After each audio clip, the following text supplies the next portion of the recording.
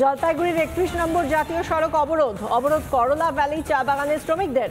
Social মিডিয়ায় আদিবাসীদের অপমান করে পোস্ট, তৃণমূল নেতা কৃষ্ণ দাসের পোস্ট ঘিরে চাঞ্চল্য। পোস্টের প্রতিবাদ করে রাস্তা অবরোধ তুলতে গেলে পুলিশের সঙ্গেও বচসা। অবরোধের জেরে যান চলাচল বন্ধ থাকে।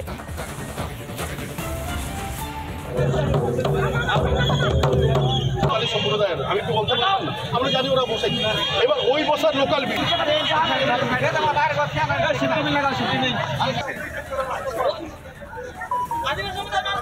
চা শ্রমিক সংগঠনের নেতার তরফ থেকে কি বলা হচ্ছে শুনুন।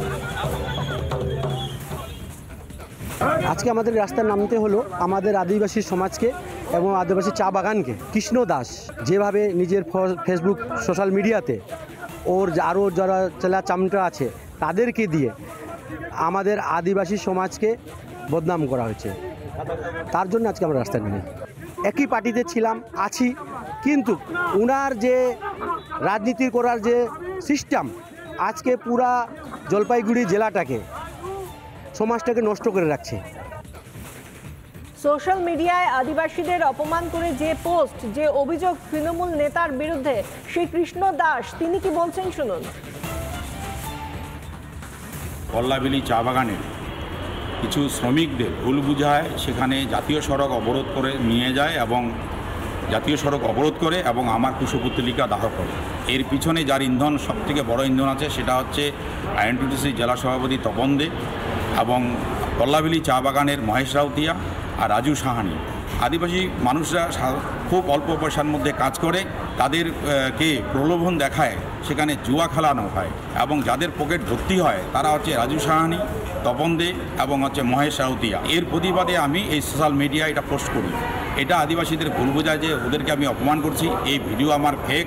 আমি বলছি আমার ভিডিও যদি ফেক হয় আমাকে প্রমাণ করে দেখাক, এবং আমি যদি আদিবাসীদের সম্বন্ধে কোনো কটূক্তি করে থাকি তার প্রমাণ দেখাক, আমি রাজনীতি ছেড়ে দেব।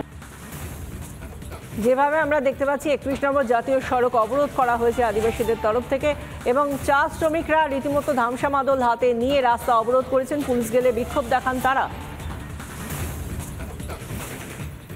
আদিবাসী সমাজের মানুষের প্রতি এবং করলাভ্যালি চা বাগানের যারা আদিবাসী রয়েছে তাদের প্রতি নাকি কুমন্তব্য করেছেন তৃণমূল নেতা কৃষ্ণ দাস। তাদের যেটা দাবি যে কৃষ্ণ দাস তাদের বিরুদ্ধে যে কুমন্তব্য করেছে তার বিরুদ্ধে প্রশাসনকে অবশ্যই ব্যবস্থা নিতে হবে এবং পাশাপাশি কৃষ্ণ দাসকে ক্ষমা চাইতে হবে। যার কারণেই 31 নম্বর জাতীয় সড়ক এই মুহূর্তে দাঁড়িয়ে রয়েছি।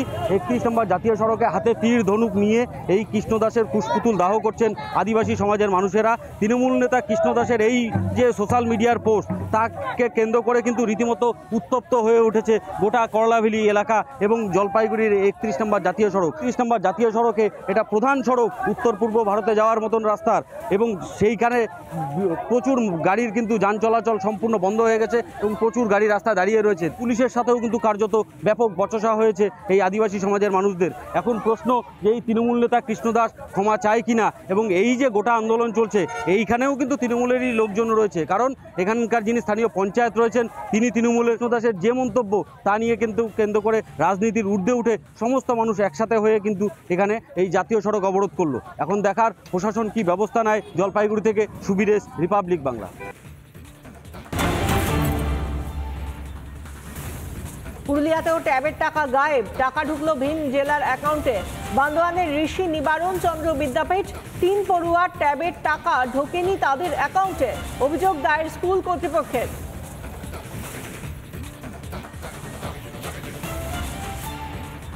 পুরুলিয়াতে ট্যাবের টাকা গায়েব, রাজ্যে বিভিন্ন জেলায় এমনকি কলকাতা শহরেও আমরা ট্যাব দুর্নীতির অভিযোগ দেখতে পাচ্ছি এবং এবার পুরুলিয়ার বান্দোয়ানে ঋষি নিবারণ চন্দ্র বিদ্যাপীঠে 3 পড়ুয়ার ট্যাবের টাকা ঢোকেনি তাদের অ্যাকাউন্টে, অভিযোগ দায়ের স্কুল কর্তৃপক্ষের। বিদ্যালয়ের প্রধান শিক্ষিকা কি বলছেন শুনুন। অ্যাকচুয়ালি বিগত বছরের মতো এবছরও যখন ফেল্ড ট্রানজ্যাকশন নিয়ে আমরা বসেছিলাম আর কি ট্যাবে, সেক্ষেত্রে আমরা 3টের নাম ডিআই অফিস থেকে আমাদেরকে জানানো হয় ফেল্ড ট্রানজ্যাকশন, কিন্তু আমাদের কাছে আরেকটা খবর আছে একটি মেয়ে, সেটাও আমরা ফেল্ড ট্রানজ্যাকশনের দরুন ডিআই অফিসে জানাই, কিন্তু ডিআই অফিস ওইটা বলে যে এটা ফেল্ড ট্রানজ্যাকশন নয়, এই ট্রানজ্যাকশনটাও হয়েছে।